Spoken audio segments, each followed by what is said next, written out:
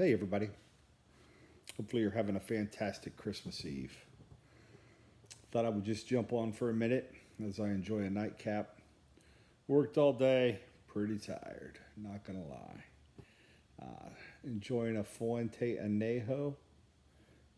Oh, it's a cigar I always like to grab around Christmas. It's got a Christmas story, which I'll tell another day.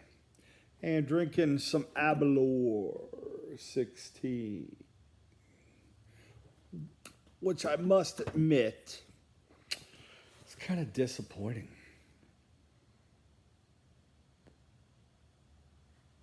You would think a single malt, 16-year aged Speyside would be right up my alley. One would think. Abalor, not so much. But I have it, I'll finish it. Not in one sitting.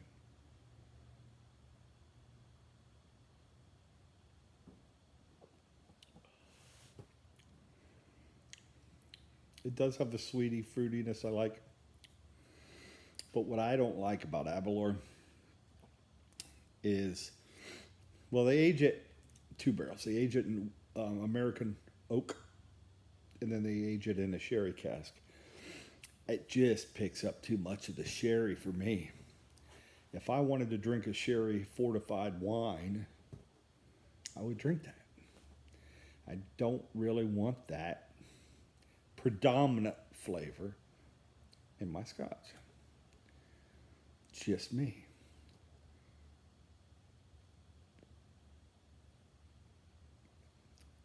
So it's a 40 ABV, 80 proof.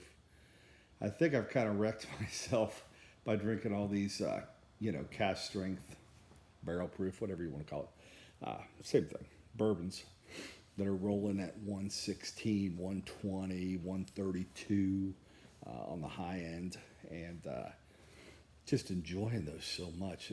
This would have been better. They cut this too much. To cut it down to 40, they should have left it, maybe at least a 45, if not a 50. Maybe it would have a little bit more depth. It's kind of watery, kind of fades fast, kind of watery, and kind of boring.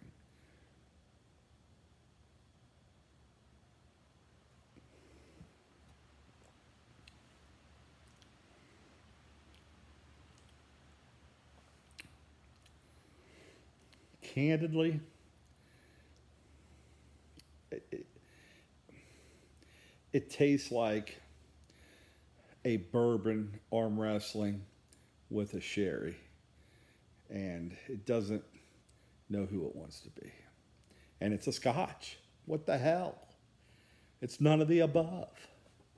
So why, you get the oaky, the little vanilla pop, there's your bourbon, but then you get that fruity freaking sherry fortified wine taste. Now, don't get me wrong.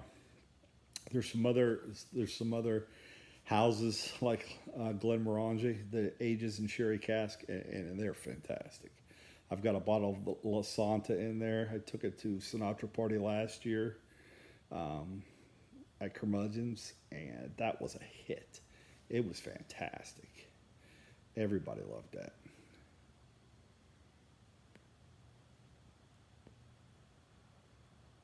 But this one, I don't know. I'm not going to drone on about how boring my single malt scotch is. That's not what you came here for. Came to see me. Hey, thank you. Thank you. Virtual hug. Hopefully made your day better. Anyhow, long day at work. Everything was fine. Just a long 11-hour plus day. And I'm hydrating as well, so I need some water. So, cigar's fantastic, though.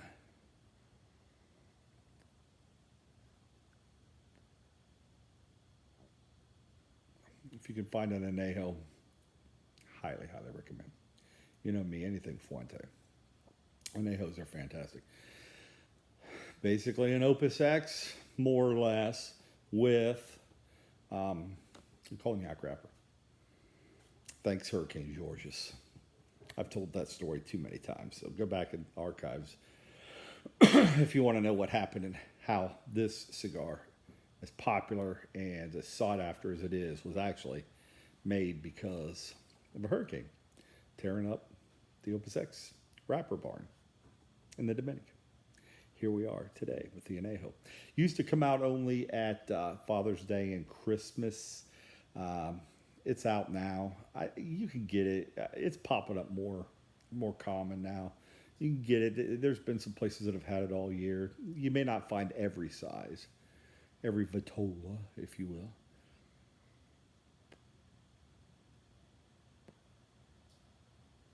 But they could be had. Worth the money. I would tell you if you do get a box or a couple sticks, I've learned this lesson. This is one of the ones just, I don't know if it's this particular wrapper that does it, but I actually take the cedar sleeves off of these and put them back in the cellophane because I've had some mold with the cedar sleeves left on. I don't find that in some of the other Fuente cigars, but the Añejo, for whatever reason, you hear a lot of guys talking about it, and in my experience, I have seen it as well. So if you're going to drop that kind of money on a box of cigars, protect your investment. They do look gorgeous in the daggone cedar sleeve, but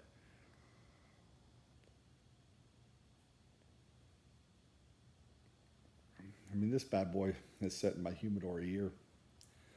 So this was last Christmas. Well, actually, no, I take that back. This has been in the humidor 2 years now.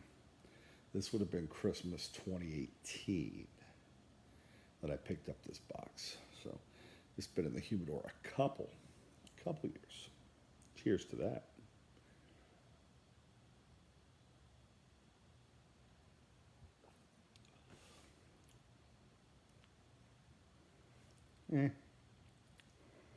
I'm not going to dump out 16-year scotch. Just disappointed. Don't waste your money on Avalor 16. So much better stuff out there. Don't get sucked into, 16. It's going to be better than that Macallan 12. Wrong. My opinion. Your mileage may vary. Drink what you like. Smoke what you like.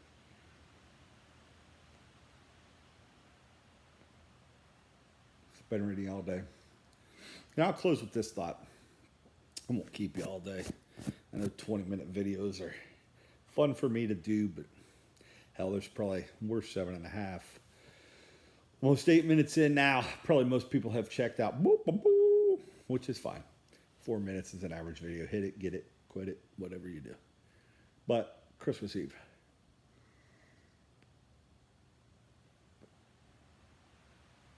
Aside from Halloween, some of my best childhood memories revolve around Christmas Eve.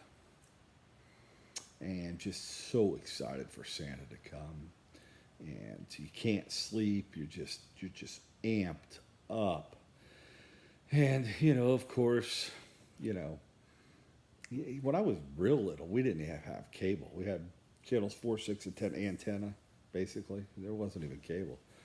But they would still shoot news reports and say, hey, Santa's over China, Santa's over here, Santa's over there, Santa will be in the U.S. That was always the key, hey, get in bed. But I just remembered, when we were kids, my brother and I, we shared a bed, growing up in the house. Smaller house, not many bedrooms. Not everybody had their own bed. We were just little kids, so it really didn't freaking matter.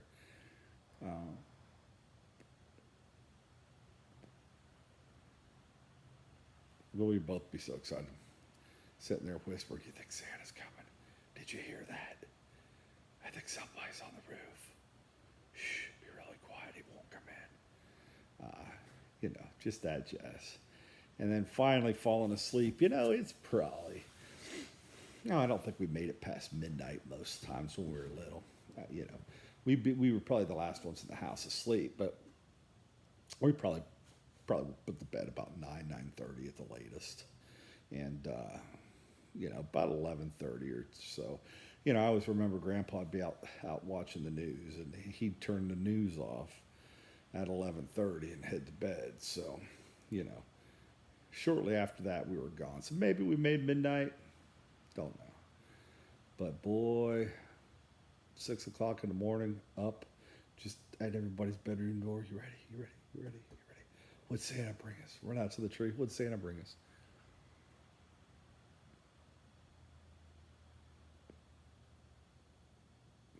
Everybody's Christmas Eve is different. Um, Mrs. Buckeye, her family, this is the first year in many years that they haven't gathered. That was their Christmas tradition. They would actually gather on Christmas Eve and do the presents on Christmas Eve with a huge meal and good fellowship and fun and have like a party. And then Christmas Day was more chill out, get up, get a cup of coffee, go to a movie. So tomorrow we're going to incorporate a little bit of all the traditions. So we'll get up and we'll have some brunch, some mimosas, I'm sure. Excuse me. And we'll get that going. I think Mrs. Buckeye wants to watch a movie just to kind of keep that kind of tradition going, and then I'll fire up the grill late morning, and we'll get that prime rib out, and get that going. I'll shoot a video tomorrow, show you all that. Last reminder for the GA, jump in if you want.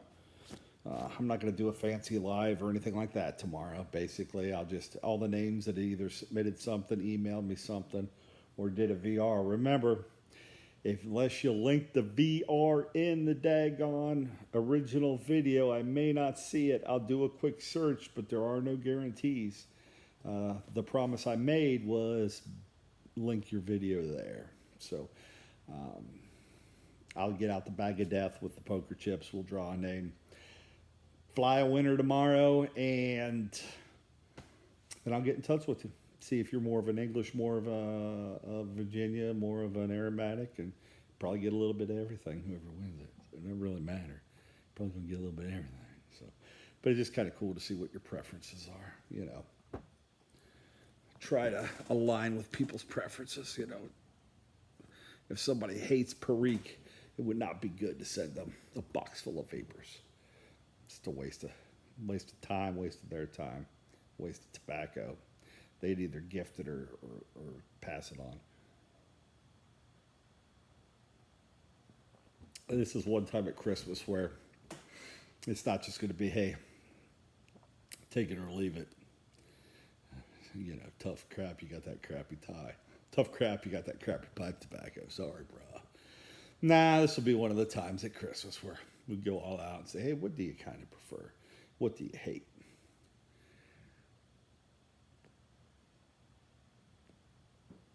But there'll be a little something in there.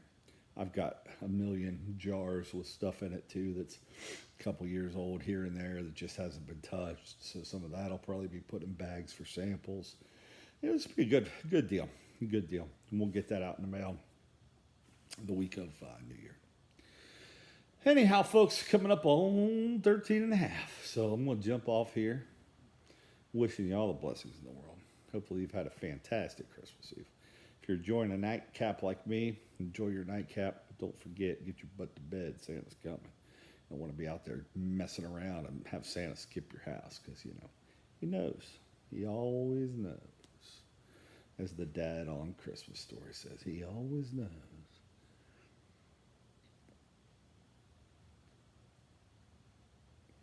Merry Christmas, everybody. Wash your damn hands. We'll see you next time.